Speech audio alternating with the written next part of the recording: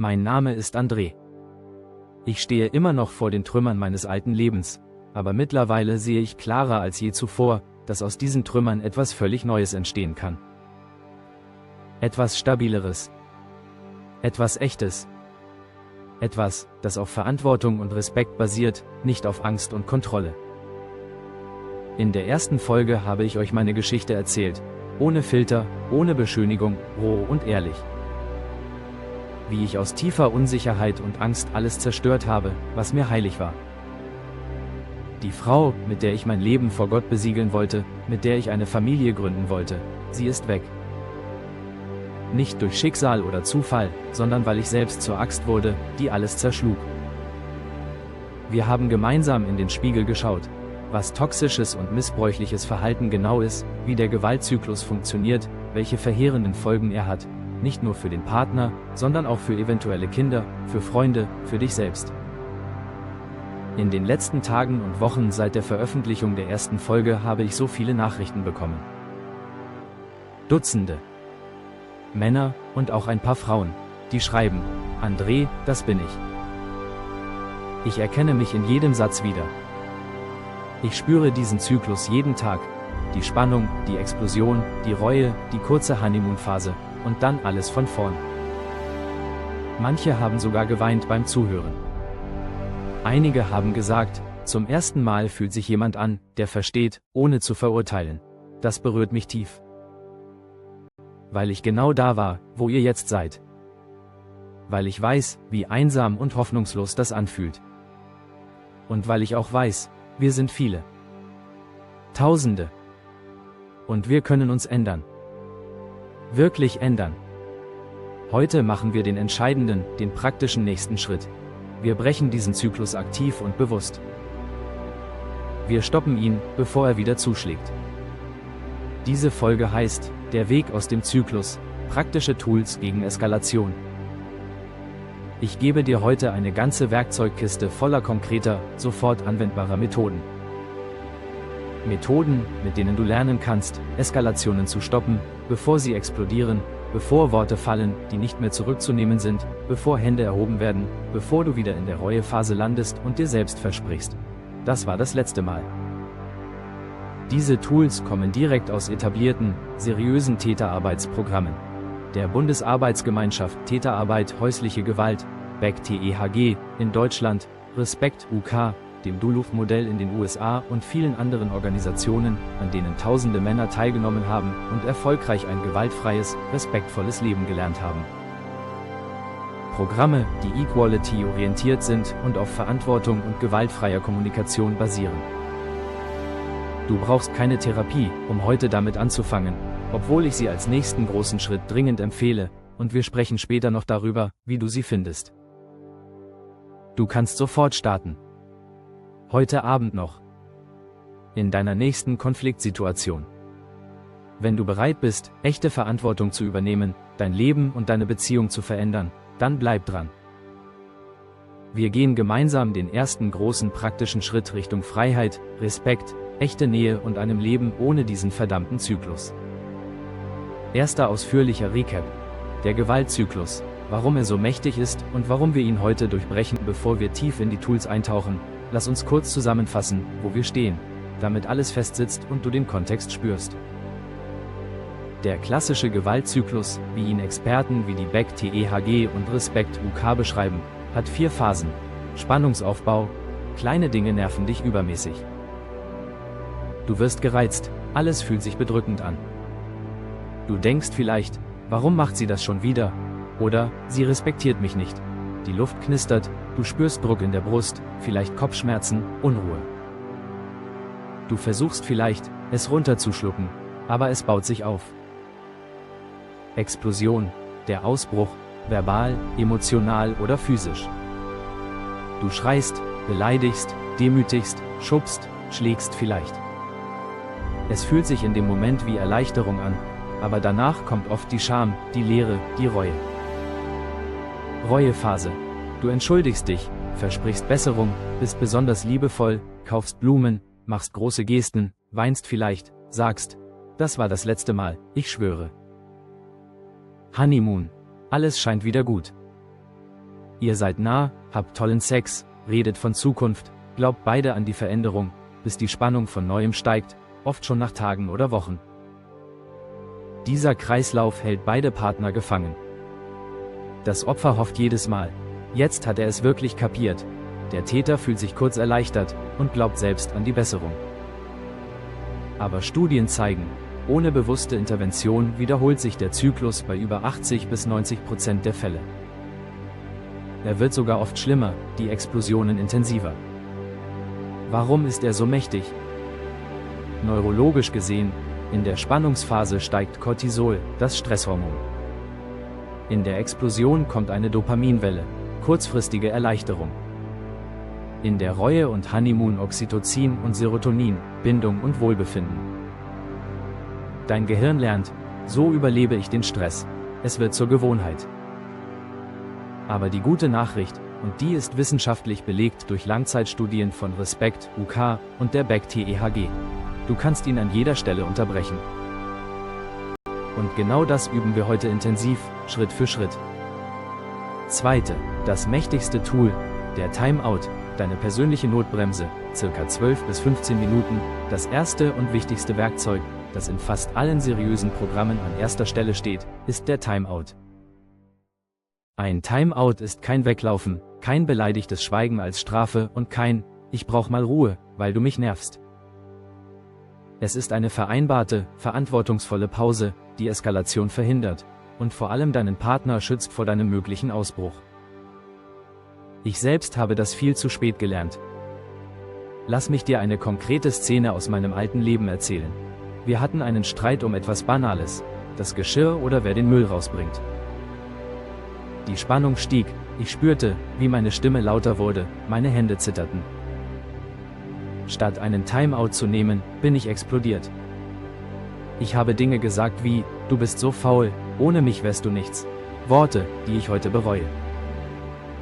Sie haben tiefe Wunden hinterlassen. Ein rechtzeitiger Timeout hätte das alles verhindert. So funktioniert der Timeout Schritt für Schritt, und ich erkläre dir genau, warum jeder Schritt psychologisch und neurologisch so wirksam ist. Frühes Erkennen deiner Warnsignale. Jeder hat individuelle Signale. Das sind die ersten Anzeichen, dass die Spannung steigt.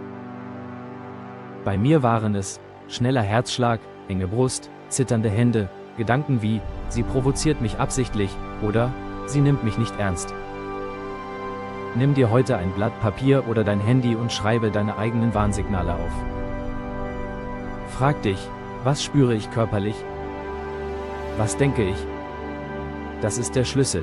Je früher du merkst, es steigt, desto leichter kannst du bremsen. Studien zeigen, wer seine Signale kennt, reduziert Eskalationen um bis zu 60%. Klar und ruhig ankündigen. Sag ruhig und deutlich: Ich merke, dass ich gerade eskaliere. Ich brauche jetzt einen Timeout, um mich abzukühlen. Ich bin in 60 Minuten wieder da und dann reden wir weiter.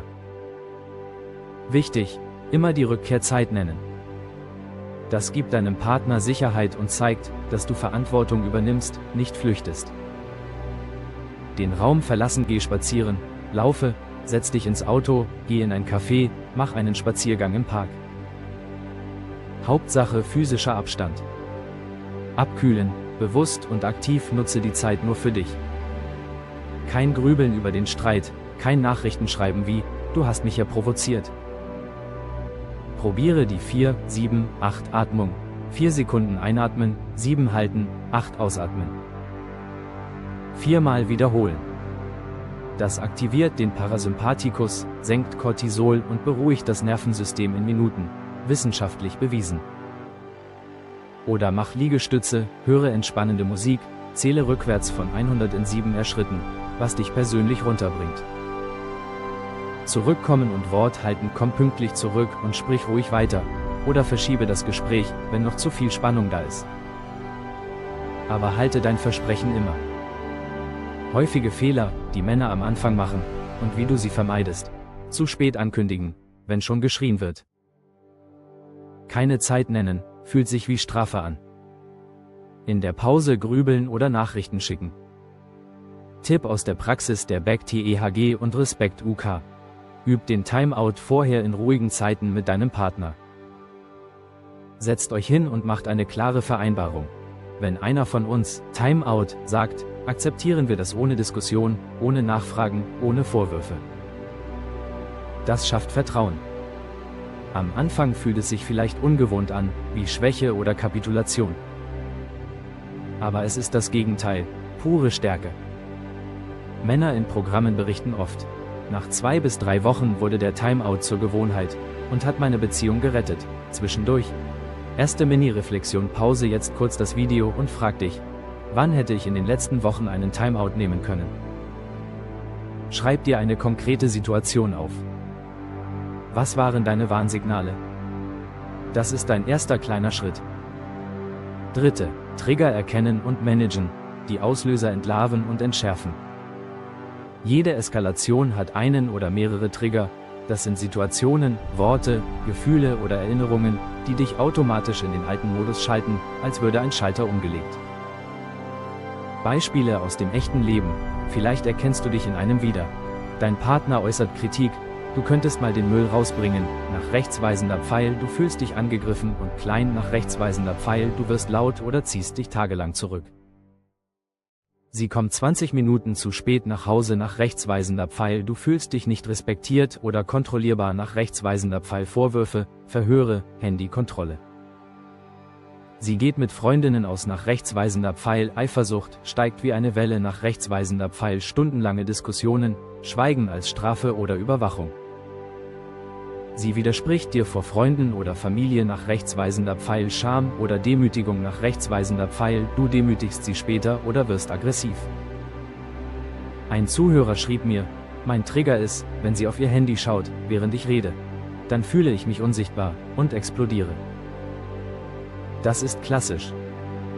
Diese Trigger sind oft mit alten Wunden verknüpft, aber das graben wir in der nächsten Folge aus. Übung, um Trigger zu entlarven. Mach das wirklich die nächsten 10-14 Tage. Führe ein Trigger-Tagebuch, am besten abends. Situation: Was ist genau passiert? Beschreibe neutral. Körpergefühl: Was hast du physisch gespürt? Zum Beispiel Hitze im Gesicht, enge Kehle, Magendruck. Gedanke: Was hast du dir in dem Moment erzählt? Zum Beispiel: Sie respektiert mich nicht oder sie wird mich verlassen. Reaktion: Was hast du getan oder gesagt? Nach ein paar Einträgen siehst du klare Muster. Und Muster kannst du bewusst unterbrechen, zum Beispiel mit einem Timeout oder einer neuen Reaktion, die wir gleich lernen. 4. Gewaltfreie Kommunikation, die neue Sprache lernen, die alles verändert. Statt Vorwürfen und Schuldzuweisungen, die Eskalation nur anheizen, lernst du, mit Ich-Botschaften zu sprechen. Das reduziert Konflikte massiv. Studien von Marshall Rosenberg und Follow-up-Forschungen zeigen bis zu 70-80% weniger Eskalationen in Paaren, die das üben. Klassisches altes Muster. Das kenne ich nur zu gut aus meiner Vergangenheit. Du machst mich immer so wütend. Du bist so egoistisch, dass du nie ans Geschirr denkst. Immer muss ich alles machen. Du ruinierst alles. Neues gewaltfreies Muster. Ich fühle mich gerade verletzt und überfordert, wenn ich nach Hause komme und das Geschirr noch in der Spüle steht. Ich habe das Bedürfnis nach Unterstützung und Fairness im Alltag. Könntest du heute Abend das Geschirr übernehmen? Die 4 Schritte der gewaltfreien Kommunikation nach Marshall Rosenberg. Ich erkläre jeden ausführlich. Beobachtung, neutral, ohne Bewertung oder Interpretation. Ich sehe, dass das Geschirr seit gestern Abend noch in der Spüle steht. Nicht: Du hast wieder nichts gemacht. Gefühl: Ich fühle mich dabei überfordert, alleingelassen und frustriert. Bedürfnis: Ich brauche Unterstützung, Teamwork und ein Gefühl von Fairness. Bitte, konkret, positiv und machbar, würdest du heute Abend das Geschirr übernehmen? Am Anfang klingt das holprig. Ich habe monatelang geübt, mich manchmal lächerlich gefühlt und Sätze 10-mal umformuliert. Aber es verändert alles. Es nimmt dem anderen den Angriff, reduziert Abwehr und öffnet Raum für echtes Gespräch statt Kampf. Weitere Beispiele. Alt: Du gehst schon wieder mit deinen Freundinnen aus und lässt mich allein. Neu: Ich fühle mich gerade unsicher und eifersüchtig, wenn du mit Freundinnen ausgehst. Ich brauche Sicherheit und Vertrauen. Können wir darüber reden, wie wir das beide gut hinbekommen? Mini-Übung jetzt. Pausiere das Video. Nimm eine typische Streitsituation der letzten Woche oder Monate. Formuliere sie erst im alten Stil, dann im neuen gewaltfreien Stil. Sprich beide laut aus. Spür den Unterschied in deinem Körper. 5. Weitere tägliche Übungen und Habits für langfristigen Erfolg. Atemtechnik 4, 7, 8 bei jeder aufsteigenden Spannung. Überall anwendbar. Tagesreflexion abends 10 bis 15 Minuten. Was lief heute gut? Wo hätte ich einen Timeout nehmen können? Welche Ich-Botschaft hätte gepasst? Wofür bin ich dankbar, an mir und in meiner Beziehung? Körperliche Entspannung. Mindestens 30 bis 45 Minuten Bewegung täglich. Laufen, Krafttraining, Boxsack gegen ein Kissen. Angstaute Energie abbauen, bevor sie explodiert. Dankbarkeits- und Stärkenjournal. Jeden Abend 3 Dinge notieren, für die du dankbar bist, und eine Stärke an dir, unabhängig von deiner Beziehung. Wöchentliche Selbst-Check-In. Jeden Sonntagabend 15 bis 20 Minuten. Wie oft habe ich diese Woche eskaliert? Wie oft habe ich Tools genutzt? Was will ich nächste Woche besser machen? Welche Erfolge hatte ich? Partnerfeedback, wenn möglich, einmal pro Woche ruhig fragen. Wie hast du dich diese Woche gefühlt? Was hat gut geklappt? Abschlussübung für die nächsten 14 Tage. Mach das wirklich. Nimm dir heute Abend 40 bis 50 Minuten.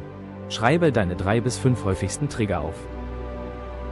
Für jeden, welches Gefühl löst er aus? Welches tiefer liegende Bedürfnis steckt dahinter?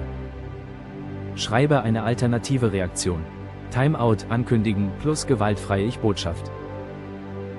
Bonus: Übe 3 dieser Ich-Botschaften laut vor dem Spiegel oder nimm sie mit dem Handy auf. Extra: Plane 2 Situationen ein, in denen du bewusst üben willst. Abschluss und Ausblick: Vielen Dank, dass du diese lange, intensive Folge bis zum Ende durchgehalten hast. Du hast heute eine komplette Werkzeugkiste bekommen. Jeder Timeout, jede Ich-Botschaft ist ein Sieg. In der nächsten Folge gehen wir tiefer an die Wurzeln. Unterstütze den Kanal. Abonnieren, Glocke, Daumen hoch. Teile anonym. Du schaffst das. Bis bald.